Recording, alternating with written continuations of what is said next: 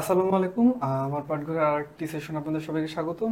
খুব শীঘ্রই আসতে যাচ্ছে প্রাইমারির নিয়োগ। আমরা গত একটি ভিডিওতে আলোচনা করেছি, তো আজকে আমরা এমন কিছু বলার চেষ্টা করব যাতে আপনাদের বুঝতে সুবিধা হয় যে এবং আপনাদের প্রিপারেশন নিতে সুবিধা হয় কতদিনের মধ্যে হচ্ছে নিয়োগটা আসতে যাচ্ছে।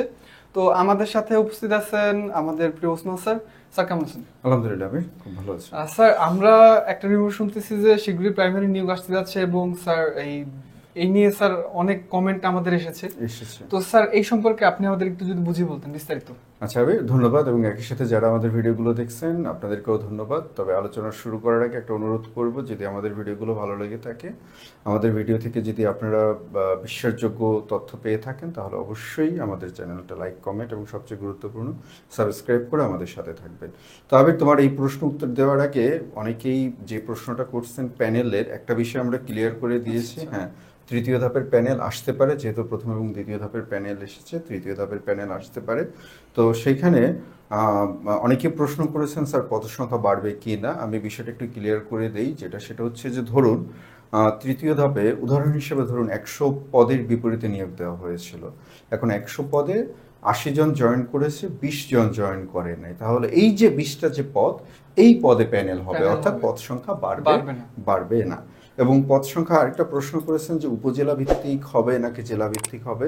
দেখেন, প্রাথমিক নিয়োগগুলো সাধারণত উপজেলা ভিত্তিক হয়, তাহলে প্যানেলটাও খুব সম্ভবত উপজেলা ভিত্তিকই হবে। তো এবার আমি আসল মূল আলোচনা চলে আসি। আমরা আগের একটা ভিডিওতে এটা নিয়ে আলোচনা করেছিলাম যে প্রাথমিকের বিধি পরিবর্তন হচ্ছে, অর্থাৎ 93/7 এই অনুপাতে যাচ্ছে, এই অনুপাতে নিয়োগ হচ্ছে। এবং আজকে প্রাথমিক এবং গণশিক্ষার মাননীয় উপদেষ্টা মহোদয় উনি মাগুরার একটি অনুষ্ঠানে বেশ কিছু তথ্য দিয়েছেন, ইনফরমেশন দিয়েছেন। তার ভিতরে একটা ইনফরমেশন হচ্ছে যে প্রাথমিকের সার্কুলারটা বিধি পরিবর্তন হওয়ার অল্প সময়ের মধ্যে এটা চলে আসবে।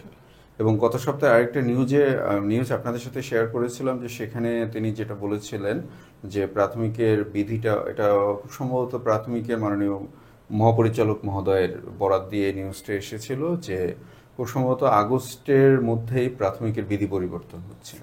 তো সেক্ষেত্রে যদি বিধি পরিবর্তন হয়, তাহলে এখন চলতেছে এপ্রিল, মানে এপ্রিল আমরা শেষ ধরে ফেলতে পারি, মে, জুন, জুলাই, আগস্ট।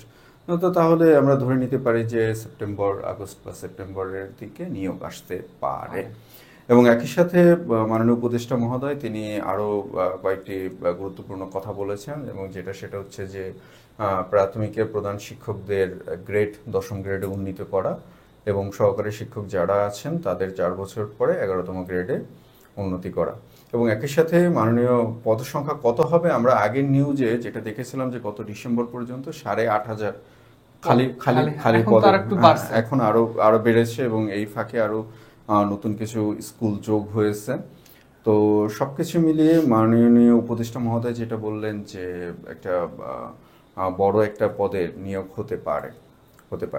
এখন প্রশ্নটা হলো যে আমরা দুইটার উত্তর দেওয়ার চেষ্টা করলাম, যে সার্কুলার কবে নাগাদ আসতে পারে, এবং পদ সংখ্যা আমরা মোটামুটি ধারণা করতেছি যে ওই ডিসেম্বরে 8,500, আর এই ফাঁকে ধরো আরো 5-6 হাজার, সবকিছু মিলিয়ে জেনারেলে তোমার 13 বা 14 হাজারের মতো আসতে পারে। এবং এর সাথে তোমার সঙ্গীত এবং শারীরিক শিক্ষা, এটাকে যদি সঙ্গীত এবং চারুকারু এবং শারীরিক শিক্ষাকে যদি ধরি, ওইখানে তো 10-20 হাজার নতুন পদের কথা বলা হয়েছে। তো সবকিছু মিলিয়ে এখন মোটামুটি আমরা যতটুকু নিউজ পাচ্ছি যে হয়তো বা মোটামুটি ধরো এইখানে 15,000, ওইখানে 20,000, প্রায় 25, 30 বা 35 হাজারের মতো, 30 বা 35। তবে এইখানে বড় একটা সুযোগ। তবে এইখানে একটু কথা আছে যে প্রাথমিকে শারীরিক শিক্ষা এবং চারুকার এবং সঙ্গীতের পদগুলোর এখন পর্যন্ত অনুমোদন হয়নি। মাননীয় প্রধান উপদেষ্টার দপ্তর থেকে এখন পর্যন্ত পদগুলো সৃজন সম্পর্কিত গেজেট এখন পর্যন্ত হয়নি। তো আমরা তারপরে ধারণা করতেছি, যেহেতু 3-4 মাস সময় আছে এখন যে বিষয়টা সবচেয়ে গুরুত্বপূর্ণ, যেটা হচ্ছে যে প্রিপারেশনটা নিব কিভাবে। এক্স্যাক্টলি স্যার, এই বিষয়ে তুমি যদি একটু বলতা। স্যার, বেসিক্যালি আমাদের স্টুডেন্টরা দেখা যায় কি একটা নিয়োগের জন্য বসে থাকে সারা বছর, তাদের কোনো খবর নেই। একটা নিয়োগ আসলে তাদের প্রিপারেশনের গতি বাড়ে। আসলে কি স্যার, যারা ওই সময় প্রিপারেশন নিতে থাকে তাদের কি চাকরিটা হয়? হয় না। কারণটা কি স্যার? কারণটা হইলো স্যার, একজন স্টুডেন্ট সারা বছর জুড়ে প্রিপারেশন নিচ্ছে, যেমন বড় বড় ভার্সিটির স্টুডেন্ট গুলা, ওরা শুরু থেকে এটার গুরুত্বটা বোঝে। হ্যাঁ, এবং তোমাকে আমি একটু থামিয়ে বলবো যে আমরা অবশ্যই, স্যার। প্রাথমিকে এমনটাও দেখেছি যে আমি একটা নিউজ দেখেছিলাম, বুয়েটের একজন স্টুডেন্ট, তিনি প্রাথমিকে আছেন এবং সেটা তার প্যাশন। তিনি বলছেন যে এটা তার প্যাশন, এটা তার ভালো লাগে। তো সেক্ষেত্রে তুমি যেটা বলেছো যে আমি সবসময় একটা কথাই বলি, জ্ঞানী লোকেরা বর্ষাকাল শুরু হওয়ার আগে তাদের বাড়ির চালা মেরামত করে। Exactly, sir. তো আমরা দেখো তোমার ধরো আমরা যদি এক্সাক্ট ধরো 15,000 যদি ধরে নিই, পরীক্ষা তো বিপরীতে 5 লাখ দেবে Approximate, হ্যাঁ, sir. এবং এখন এই 5 লাখ, এটা তো sir one kind of mini BCS, আমরা সেই ছোটবেলা থেকে হ্যাঁ, শুনতেছি। এখন এই 5 লাখের মধ্যে আসলে কতজন প্রিপারেশন নিয়ে পরীক্ষা দিতে যান? স্যার প্রিপারেশন যদি বলি, একদম শুরু থেকে প্রিপেয়ার যারা হয়, ধরেন স্যার 1000-10 মনে হয় বেশি বলে ফেলছি আমি। বেশি বলে কারণ স্যার প্রথম 5000-এর দিকে যারা থাকে তারাই মূলত খুব কোর লেভেলের প্রিপারেশনটা নিয়ে থাকে একদম শুরুর থেকে। তা এই কারণে আমার পরামর্শ থাকবে, আপনারা যারা প্রিপারেশন নিচ্ছেন বা আপনারা যারা প্রাইমারি চাকরির স্বপ্ন দেখছেন, আপনাদের উচিত হবে সার্কুলার যেদিনে আসুক, আপনারা এখন থেকে প্রিপারেশন নেওয়া শুরু করেন এবং আপনাদের প্রিপারেশনের এবং আপনাদের চাকরি নিশ্চিত করার অন্যতম একটা মাধ্যম হতে পারে আমার পাঠঘর। Exactly, sir. আমার পাঠঘরে আপনাদের 100 ডেজ চ্যালেঞ্জ গ্যারান্টি বেস্ট আমরা শুরু করেছি, অর্থাৎ আমাদের কোর্সের মেয়াদ হবে 100 দিন। আমাদের এই কোর্সগুলো যদি আপনারা করেন এবং আমাদের আমাদের 2টা পার্টে বিভক্ত আমাদের একটা হচ্ছে আমাদের টপিকস ভিত্তিক এবং আরেকটা হচ্ছে আমাদের প্র্যাকটিস পার্ট। আমরা বিশ্বাস করি যে আপনারা যদি আমাদের সাথে ক্লাস এবং আমাদের শিটগুলো যদি আপনারা পড়েন, আমরা বিশ্বাস রাখি যদি 75-এর আগের মতোই পরীক্ষা হয়, তাহলে আপনারা ন্যূনতম 60 থেকে 65 কমন পাবেন। Exactly, sir. এটা আমরা বিশ্বাস করি। এবং সেটা যদি না হয়, যেহেতু 100 ডেজ গ্যারান্টি বেস, যদি আপনারা ব্যর্থ হন বা যদি আমাদের কথার সাথে কাজের মিল না পান, তাহলে অবশ্যই আপনাদের কোর্স ফি ফেরতযোগ্য। স্যার আমি এটা ফেরতযোগ্য, এটা আমরা আসলে আমরা কোর্স ফি না হয় ফেরত দেবো, সময় কিভাবে ফেরত দেবো এটা তো পারবো, কিন্তু এটা আমরা আমাদের কনফিডেন্সের জায়গা থেকে বলতেছি, এটা আমাদের আত্মবিশ্বাসের জায়গা থেকে বলতেছে।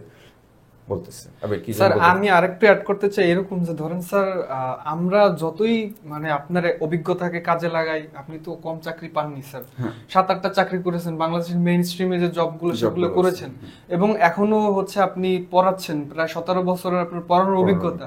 তো সবকিছু কনসাইজ করে যদি আমরা একটা সারসংক্ষেপ তৈরি করি, তো আপনি তো চাইলেই 1-2 মাস আগে প্রিপারেশন নিয়েও সেটা সম্ভব হইলেও খুব টাফ, মানে ওই লেভেলের মেধা না হইলে পসিবল না। তো আমরা যেহেতু ধরেন ওই যে 1-2% যে মেধা থাকে, যে একবার দেখি মুখস্থ হয়ে যায় বা সবকিছু মেমোরাইজ করতে পারে, ওই 1%-এর কাতারে তো সবাই পড়ে না।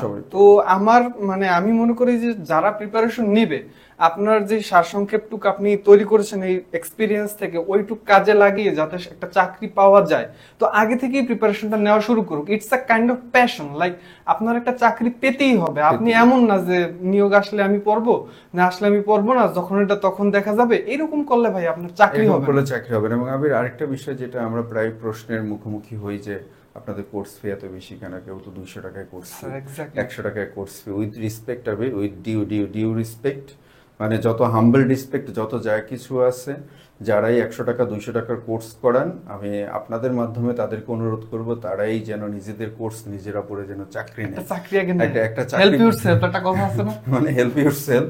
তো আগে নিজের একটা চাকরি নেবে, এই 100 টাকা 200 টাকা শীট পড়ে কোর্স করে, তাহলে হয়তো বা স্ক্যাম করে আর তাদের খেতে হবে না, মানুষের সাথে এটা করতে হবে না। তো আমাদের কোর্স সেটা আমরা দায়িত্ব নিয়ে বলতেছি, হয়তো যারা 100-200 টাকা বিক্রি করতেছে তারা হয়তো এই দায়িত্বটা নিতে পারবে না। তো আজকে এই পর্যন্তই আপনাদের সাথে আলোচনা। আরেকটা বিষয় নিয়ে আমরা একটু কথা বলবো, সেটা হচ্ছে যে যেহেতু কোঠা থাকছে না, আমাদের যারা বোনেরা আছেন তাদের কি হবে। আপনাদের জন্য একটাই মেসেজ, ভেঙে পড়বেন না, ভেঙে পড়ার মতো কিছুই হয় নাই। আপনারা বুকে সাহস রাখুন। আপনাদের বিষয়টা নিয়ে আমরা আবার পরে একটি ভিডিওতে বিস্তারিত আলোচনা করার চেষ্টা করব। আজকে এ পর্যন্তই, সবার জন্য শুভকামনা।